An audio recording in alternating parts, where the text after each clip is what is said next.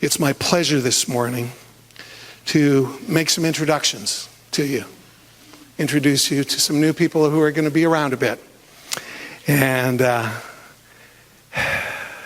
don't know where to start, but I will.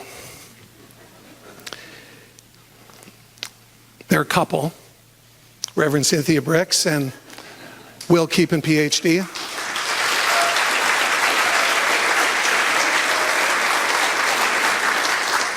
But they're also individuals. They're both very strong individuals. I'm going to begin by telling you just a little bit about Reverend Cynthia.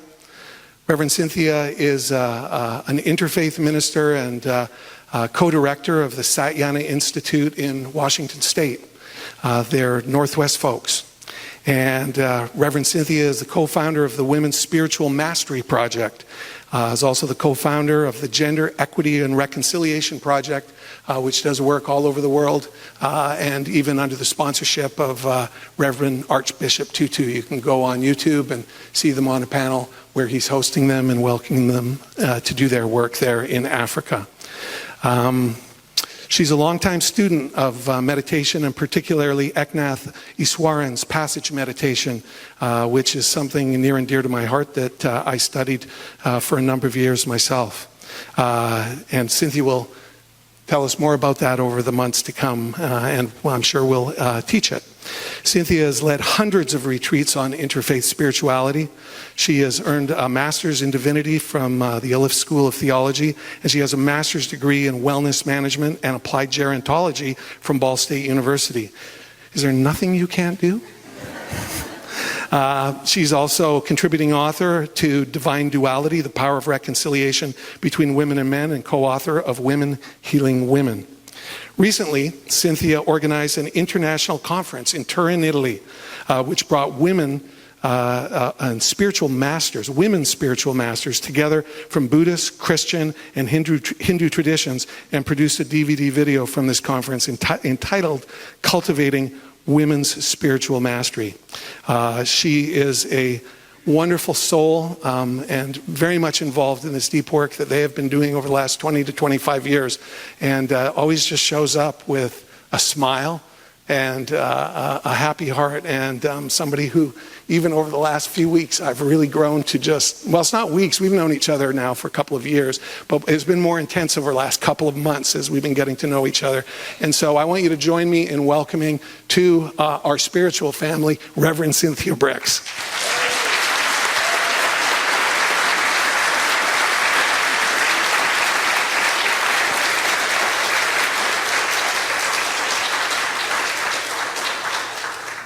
And you will get to hear both of them speak today. Now I'm going to tell you a little bit about a gentleman on my left, Mr. Keepin, the soul on my left, and a vibrant, luminous soul, if I might say so. Will has studied and practiced intensively in both Eastern and Western spiritual disciplines for the last 35 years, immersing himself in contemplative practices from Christian, Hindu, Buddhist, and Sufi traditions.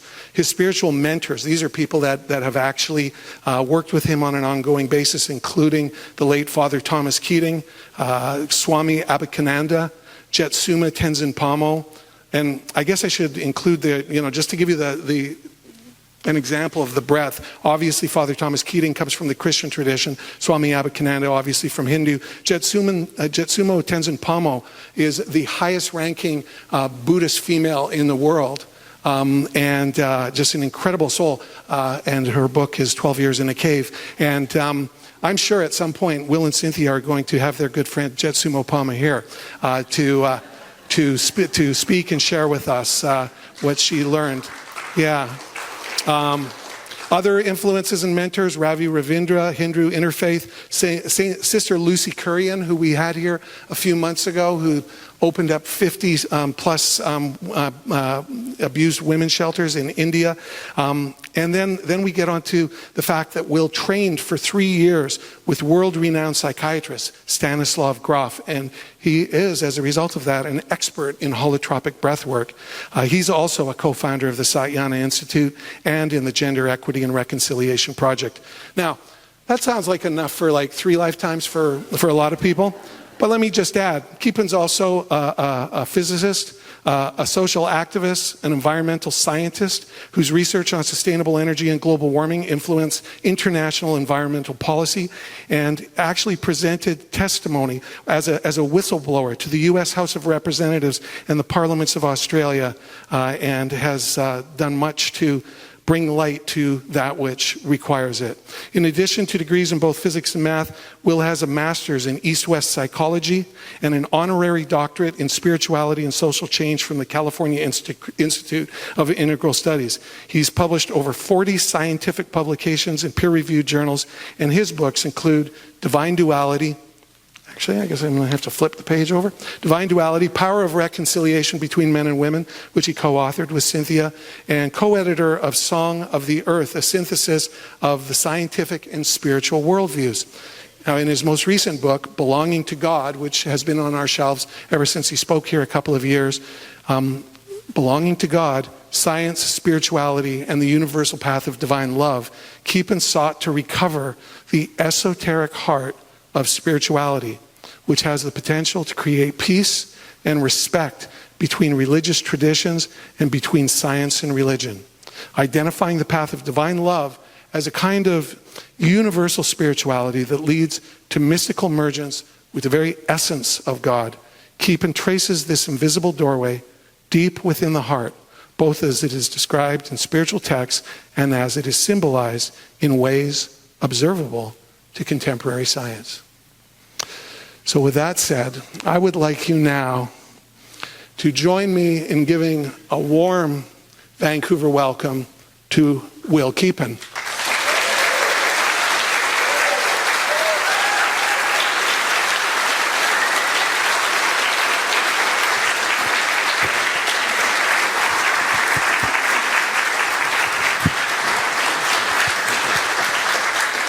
So with that said now, I am going to turn the podium over to our new ministers.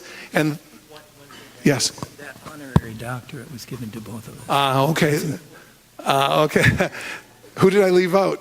You or I left? Okay, so the Cynthia also has an honorary doctorate from California Institute of Integral Studies. and you know what? See, this is beautiful because I was wondering, are you telling me that I left you out because I didn't say enough good stuff about you? But no, he stood up to make sure that Cynthia was included. So, you know, just a right live in action example of compassion. So, and just beautiful relationship. So with that said, I now turn the podium over to our new ministers, Reverend Cynthia and Will. Take it away, folks.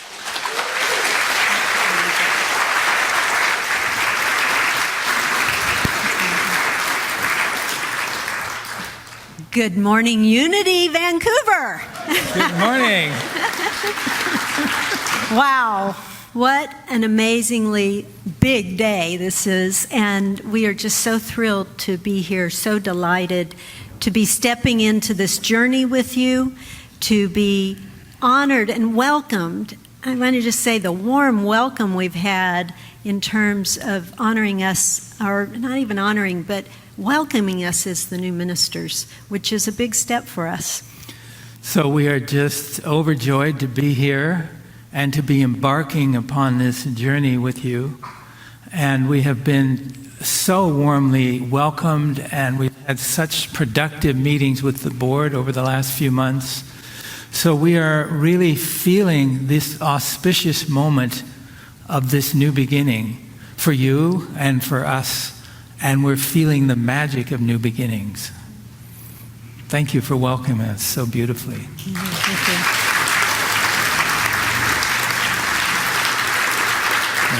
So if I have the schedule right, it's meditation time, correct? Okay. We're learning. And so I just invite you, if you have anything in your hands, just to put that down. And if you're comfortable to close your eyes or have a soft gaze to the floor, whatever feels right to you. You can keep your eyes open as well if that's better. And just take a moment to center yourself into your heart center, the center of your chest. Take some deep breaths in and exhale. Just allowing yourself to be fully here in this moment, in this community, at this time, and whatever the busyness of the traffic coming in or all the conversation, things at home, whatever is on your heart, just allow that to rest. Take a little back seat and come right here in this moment, at this time, into your heart, into the heart of this community.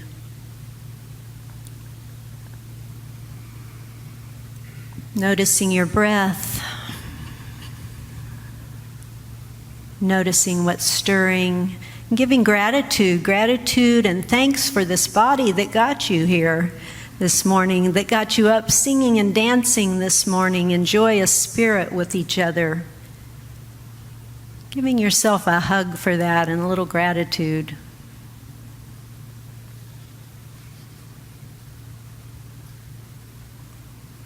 And now focusing on your heart center and just imagining right there someone in your heart that's near and dear to you, someone that you really love. It could be a person, it could be a teacher, it could be someone here present, alive in their physical body, or it's someone maybe who has transitioned. Or it could be a four-legger, one of our four-legged friends. Whoever that is, just center your attention in the heart, giving them love, sharing your love, your light with them.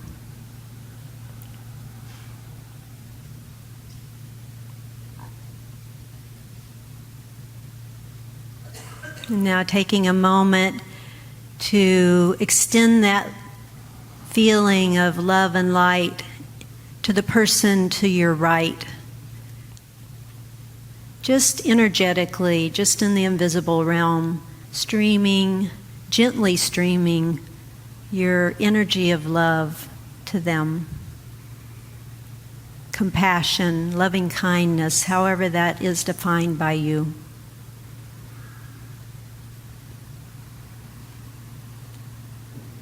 And now taking that same energy and moving it to the other side, to the person on your left. And allowing your compassion, your heart, your light, whatever is right for you, to just stream to that person.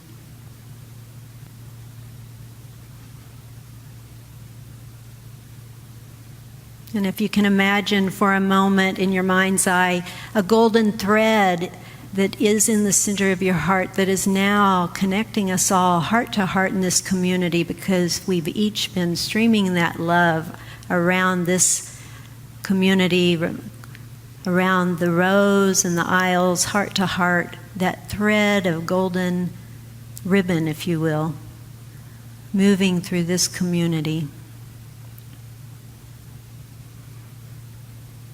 Just imagine that going, energy flow moving throughout this room, this center, the center of your heart into the center of unity, unity community.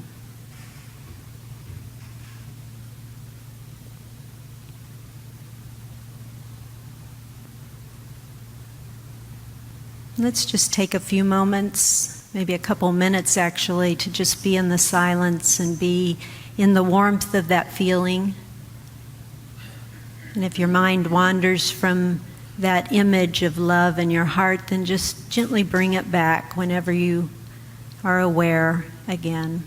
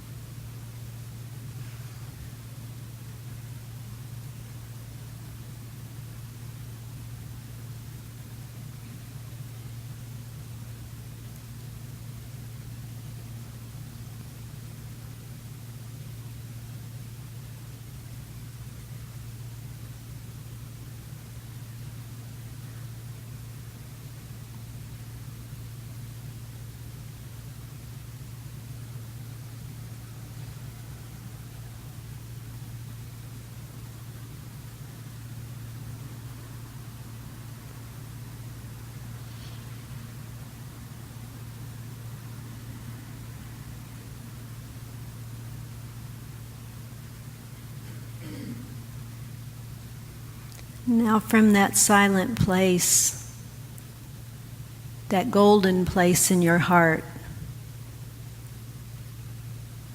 that ribbon of golden light and energy that's flowing through this community, let's extend that out to someone you know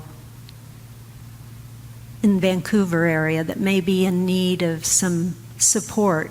Maybe they're going through a difficult time. Just bring them to your heart center, to your mind's eye, and sprinkle them with a little of the love and light, the golden light, for their healing, to lessen their suffering in whatever way.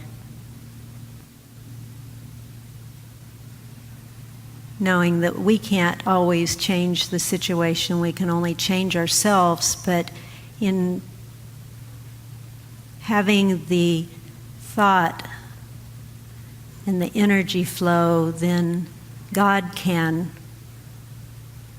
make the changes.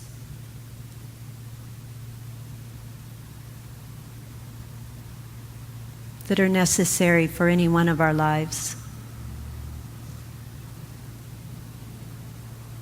And if there's more than one person that you're thinking of, or maybe it's a four-legged friend, then just bring whoever is needing that extra support into your heart.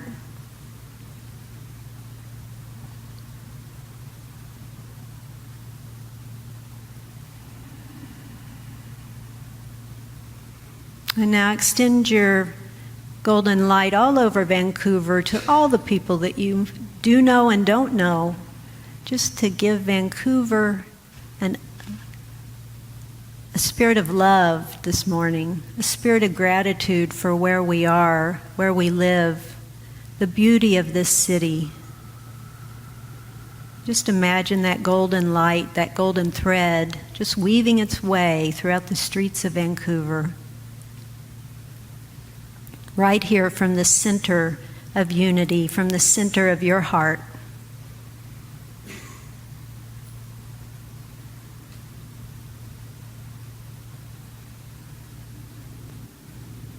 And now as you're ready, just start gently bringing that thread, not losing the thread in the city or with your friends, but just bringing the connection of that thread all the way back here to this space, this room, this row that you're sitting in, right back into your heart. So you're fully connected from where you started all the way back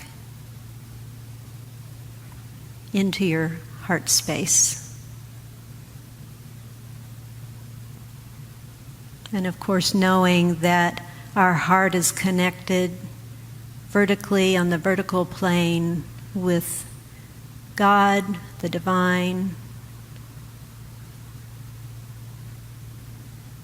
in whatever form you imagine God as the ultimate reality, and also connected with this Mother Earth. So just imagining that golden thread on the vertical plane, drawing energy for support for you throughout this day.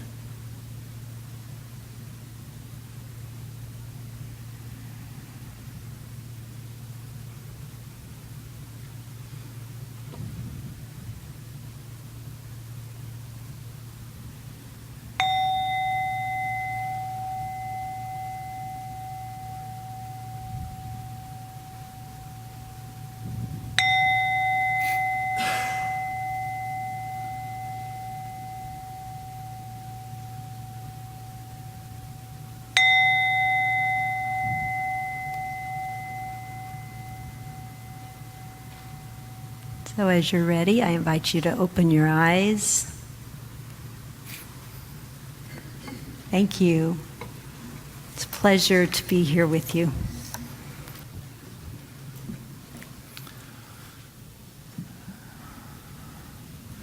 Thank you for that beautiful song. Good morning again. on this auspicious day. Cynthia and I will share the platform. We are gathered here together in the name of the One who is beyond all names, yet who comes by whatever name we invoke. And we offer ourselves in love and service to the One.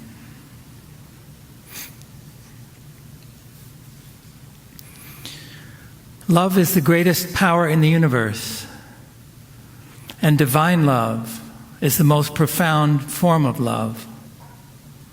As Mahatma Gandhi said, the universe would disappear without the existence of this force. The force of love is the same as the force of soul or truth. Millions, indeed billions, depend for their existence on the active working of this force. Little quarrels of millions of families and organizations in their daily lives and business disappear before the exercise of this force. Hundreds of nations live in peace. History cannot take account of this fact. Indeed, what we call history is really a record of every interruption of the even working of the force of love or of the soul. One of the greatest spiritual leaders of our time, Father Thomas Keating, passed away last October. Cynthia and I were blessed to have been mentored by Thomas over the past 20 years. The philosopher Ken Wilber recently wrote that Thomas was the holiest person he had ever met, and that over the years he came to see Thomas more and more as embodying the figure of Jesus Christ, representing the evolution of all humanity toward their own ground and source. A couple of weeks ago, a small group of us who worked closely with Father Thomas gathered near the Snowmass Monastery in Colorado to pay homage to his legacy, to pray together at the invitation of Cynthia Bourgeot and Ed Bastian. We shared our experiences of Father Thomas and the blessings he conferred upon our lives and upon the world. One of the monks read out some of Father Thomas's last words, which came in the form of a proclamation to humanity. Thomas was in hospice in that profound liminal space between worlds, and he went for long periods without food or water. One day, 13 days before he passed, Thomas had not spoken at all for 4 days, and suddenly he came to, and he spoke from a kind of transcendent cosmic space, looking past the monk and the abbot who were in the room, almost as if they weren't there. And here is what Father Thomas said. Dear friends, in the universe, an extraordinary moment of civilization seems to be overtaking us. Through the great discoveries of science and spirituality, we find ourselves in essentially a new and different place than ever before in history. It is a time of enormous expectancy and possibility. We are called to start not with the old world contracts, but with what we know as the truth, as proved by silence and science. So I call upon the nations to consider this as a possibility, that we should begin a new world with the one that actually exists. This is the moment to manifest this world by showing loving concern for poverty, loving appreciation for the needs of the world, and opportunities for accelerated development. We need to find ways to make these really happen. This will allow and offer the world the marvelous gift of beginning, creating, of trusting each other, of forgiving each other, of showing compassion, care for the poor, and putting all our trust in the God of heaven and earth. I leave this hope in your hands and hearts, coming as a real inspiration from the heart of God.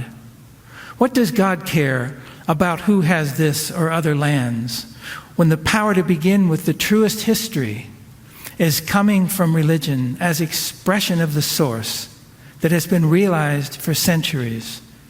Buddhism, Hinduism, Sufism, indigenous, and Christianity, all religions, oneness is their nature. Amen.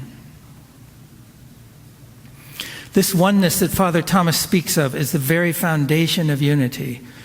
It is the oneness that dwells as the center of all the religions, so beautifully symbolized by the circle of the symbols of the world religions on the placard on the front of our building. From time immemorial, spiritual giants of humanity have recognized this fundamental unity of the different religions. The Rig Veda proclaimed it about 4000 BCE. The Sufi Saint Al-Hallaj proclaimed it in the 10th century. It was proclaimed again in the perennial philosophy, first coined by Agostino Stoico in the 16th century. And then in the 19th century, Baha'u'llah, Ramakrishna, and the co-founders of Unity, Charles and Myrtle Fillmore, proclaimed it as well. So we stand in a long and glorious lineage that spans the centuries, the living spirit of oneness and of unity that dwells at the heart of all religions. It is a message which has never been more important than it is today.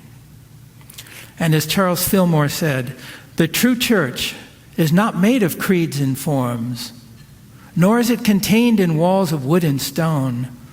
The heart of humanity is its temple, and the Spirit of truth is the one guide into all truth. When people learn to turn within to the Spirit of truth, which dwells in each one of us for light and inspiration, then the differences between the churches of humanity will be eliminated, and the one church will be recognized. Here, Fillmore is speaking to what the 13th century mystic Marguerite Porete referred to as the greater church, in contrast to the lesser church. Speaking of people like Charles and Myrtle Fillmore, she said, "Such souls are the greater church because it is they who support and teach and feed the whole church, not just they, but the Trinity working through them." In Porete's dialogue between love and reason, she writes, "I am God, says love, for love is God, and God is love, and this soul is God by the condition of love. I am God by divine nature, and this soul is God by righteousness of love." Recent scholarly research by Bernard McGinn and others concludes that Meister Eckhart almost certainly read Marguerite Porete's book, Mirror of Simple Souls, and Eckhart's teaching bear close resemblance to hers. Porete was arrested for heresy and spent 1.5 years in prison under tremendous pressure to recant her ideas. She steadfastly refused, and so on June 1st, 1310, Marguerite Porete was burned at the stake in Paris. The crowd of witnesses were moved to tears by her calmness as the flames engulfed her. Porete stood for the truth of love, even though it cost her life. While hers is an admittedly extreme case, it points to the fact that divine love takes us on a deep journey, asks much of us, and takes us far beyond our popular romantic notions of love. Love breaks us open. As Rumi says, love pierces the heart of every lover. Blood flows, but the wound remains invisible. Let me share a story. There was a young man in one of our trainings in South Africa a few years ago whose heart cracked open when one of the women in the group recounted her devastating story of violation. This young man was trembling after she spoke, and he said, "I don't know how to be a man anymore. I feel traumatized." And we worked with this young man and helped him to realize the reason he felt traumatized was because he had taken this woman's pain into his own heart, and now he was carrying a part of that pain with her. And through that pain, there was a bridge between their hearts. And that broke open his heart. And it transformed his very identity as a man. 1 year later, that young man joined our professional training, and he became one of the facilitators of our gender equity and reconciliation work in Johannesburg. So love itself breaks our hearts open at times in order to increase our capacity to love. For a broken heart becomes an open heart, and thereby becomes an instrument through which the world can heal itself. Just as an individual person has to clear out their own personal baggage and go through a process of purification before they can live out their highest destiny, so too for the human family.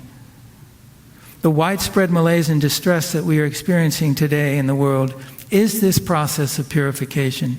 It's painful and difficult, but it will come to an end one day. And beyond it lies a whole new destiny, a new civilization of love.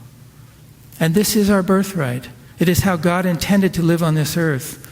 And each of us has a unique role to play in this. Cynthia and I are enthused and honored to bring our ministry here to Unity Center of Vancouver and to continue doing our part to build this new civilization of love here. And so we begin together anew. Many of you have already been engaged in this inspiring work in your own ways, as Cynthia and I have been in our ways. Now we have the blessing to work together and the magic of new beginnings as we join together in building this new civilization of love. In closing, anything I can say about love, says Rumi, is an embarrassment, a paltry trivialization compared to the thing itself.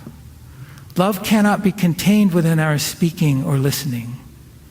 Love is an ocean whose depths cannot be plumbed.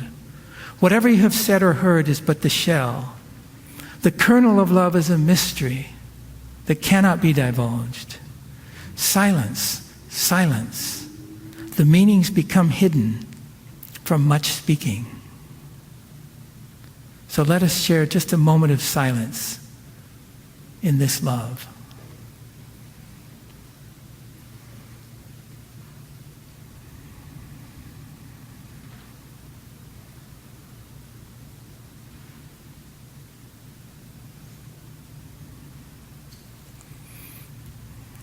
God bless you.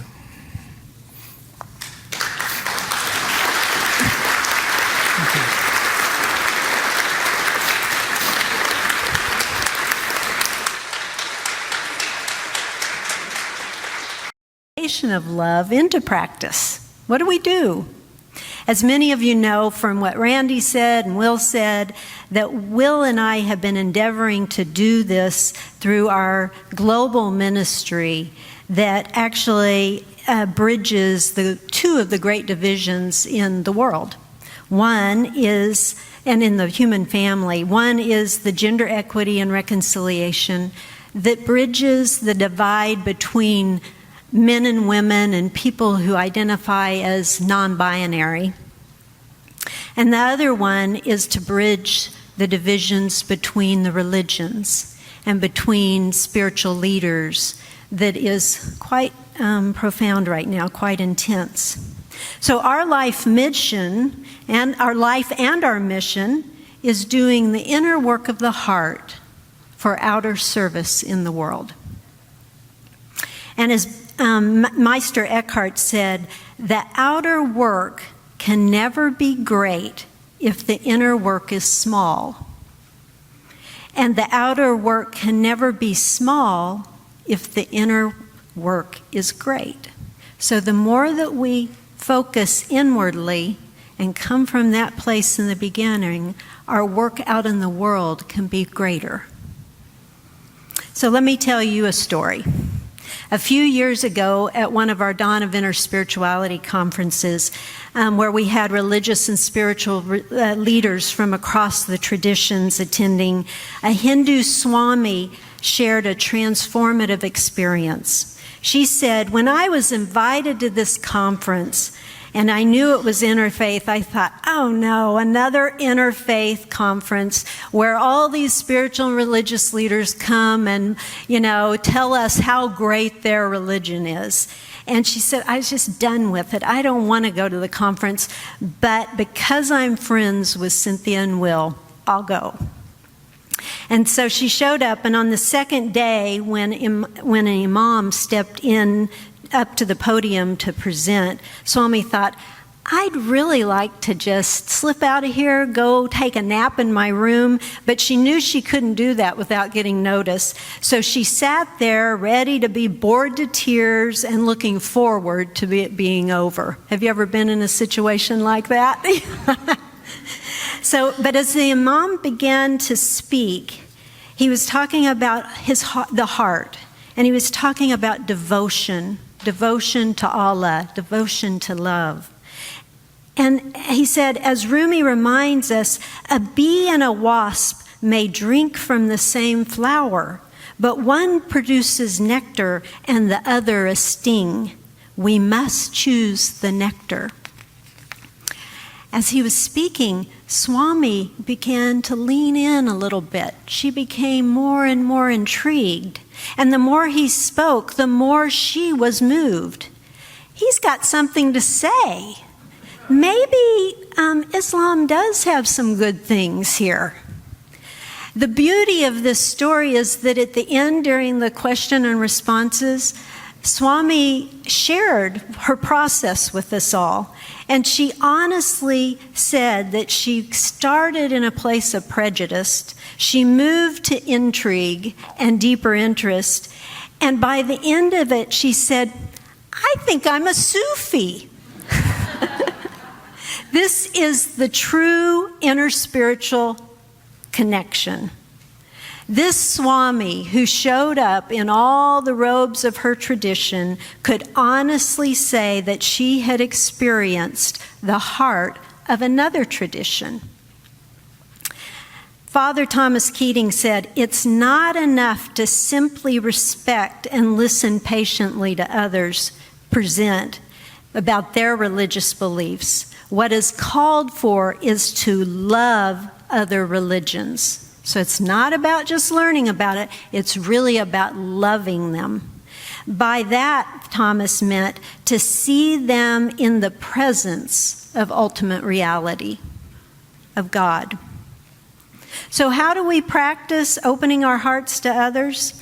In the Sufi Naqshbandi tradition, there is a principle of inwardly to be with God and outwardly to be with the people. So inward silence, in the self-giving, in the contemplation, in the silence, and outwardly in kindness, compassion, awareness of our speech, our thoughts, our actions, and how we are serving, in whatever capacity that is. So that can be serving as a parent in your family, or it could be serving the homeless, or it could be serving on a global level. There are all forms of serving. Of course, it's easy to say, to be more compassionate, to be more loving in your kindness, and it's much harder to put into practice, as we all know. But that's why it is a practice. And as all spiritual teachers tell us, that it takes dedication and commitment. So yesterday, on our way up here, and we were coming toward the border, and we stopped in Bellingham. And I stopped there, where's Brian Law? I stopped there to buy Brian Law some chocolate-covered almonds, because I knew he loved chocolate-covered almonds. But there was a sweeter gift that came along, sweeter than the chocolate. And so I was checking out at the cashier, and I walk up, and this young man, probably in his 30s, was there just checking through. And I said, it's so busy here today. And he kind of nodded, yeah, lady, whatever, you know. And then I said, when you go home, do you just relish in the silence? And suddenly, his eyes lit up. His whole body turned toward me and started engaging me. And he said, I have worked here at Trader Joe's for 6 years, and I have learned that I need to protect myself and the way from all this busyness of the marketplace. And the way that he does that, he said, is I meditate twice a day. I meditate in the morning and I meditate in the evening. And at my lunch break, I go out to my car and I listen to music. And he said, then when I come back in, I can be with the people. And when people come through my line and they're asking, it's so busy in this place. It's so noisy and the energy's so high, or many other things. He said, I just let it roll off my back. And if I start getting an emotional reaction or charge, then I go back into that calm, centered place. It reminded me of the words of Myrtle Fillmore. Sometimes we pray to a God outside of ourselves. It is the God in the midst of us that frees and heals. You need to think of God, the all-powerful healer, as being already within you, in every part of your mind, heart, and body. This young man at Trader Joe's found inner peace as he worked right in the midst of the hectic, noisy marketplace. What a beautiful example of a person doing the inner work of the heart for outer service in the world. And what he was providing was much more extensive than just people, buying their groceries. I don't know if he identified as Christian or Buddhist, Muslim, Hindu, or spiritual but not religious, but that doesn't matter, because what he has found, as Myrtle said, is the freedom within himself that is healing and protecting him from everything going on in the world. And at the same time, he unobtrusively was teaching others that, by example, how to be kind, how to be loving, how to bring love and light into their life. What a gift of that service he is giving. So as I was leaving, I looked at his name tag, and there was another pleasant surprise. His name was Judah, a biblical name which means the praised one. The added gift from Judah that I received in our interaction was a deeper connection heart to heart through the recognition of a shared contemplative practice and our service. I thanked him as I was walking away, and I turned around and I said, I'll meet you in the silence. And he kind of turned and smiled. And we silently acknowledged that we had touched a little bit of the real with a capital R. Judah now lives in my heart as a spiritual companion on the path. I probably won't ever see Judah in the flesh anymore, but it doesn't matter, because meeting Judah, a young cashier at Trader Joe's, and knowing that he is committed and dedicated to a similar path of inward silence and outer service is my great joy. And it actually brings a lot of hope for me about where we're going in the world and what's happening. And I trust that it did that for Judah too, by our interaction.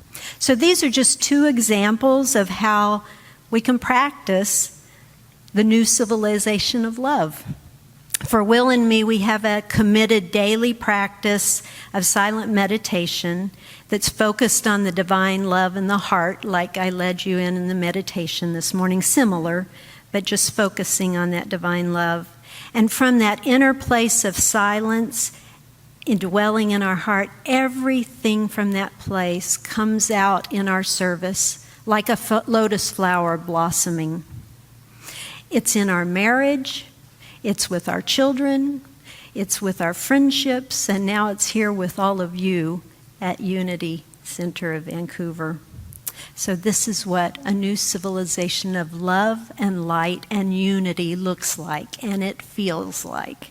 So I encourage you today and the days to come to see if you meet a Judah or a Judith along the way, or whoever that might be that crosses your path. May it be so.